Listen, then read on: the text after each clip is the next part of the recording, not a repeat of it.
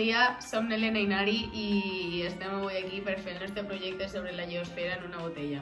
Bueno, en aquest cas, mitja botella.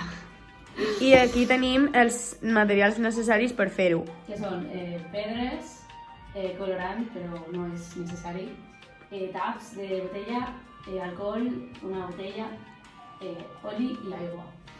Abans de començar, haurem de fer unes marques a la botella per saber quanta quantitat de cada material hem d'utilitzar. I per això hi ha que fer uns càlculs matemàtics com els que ha fet l'Helena. I ara procedirem a posar les pedres que simbolitzaran el nucli intern. La raó per la que hem col·locat els materials en aquest ordre és per la densitat. Les pedres són el material més dens que hem posat i per això es queden avall, just com el nucli a la geosfera.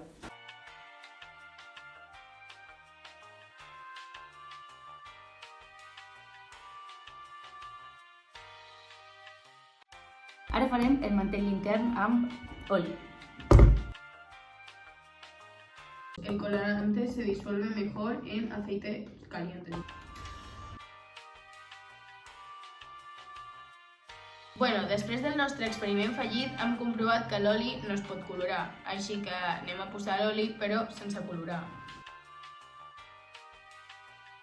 Ja tenim el nucli intern, nucli extern i mantell intern, així que ara passarem al mantell extern amb alcohol. Vale, anem a provar primer si es pot colorar o no, perquè no ho sabem encara. Després del nostre segon experiment fallit, hem comprovat que l'alcohol tampoc es pot colorar, així que anem a posar sense colorant.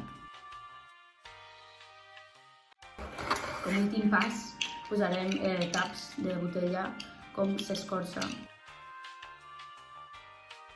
I això ha sigut tot. Gràcies per veure el nostre vídeo sobre la geosfera en una botella.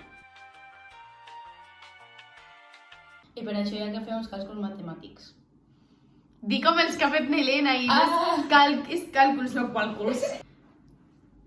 Te ries. De ti. ¿Qué es eso? Es una gallina. Una gallina. Una gallina papa. A ver. Una gallina papa. Ay, Gallina pa. no me lo rompa. L'aigua de color taronja perquè s'ha colorit. Gràcies per ponerme la botella en la cara. Vale. El oli se colora. Bueno, després del nostre experiment fallit, ¿por qué no sé hablar?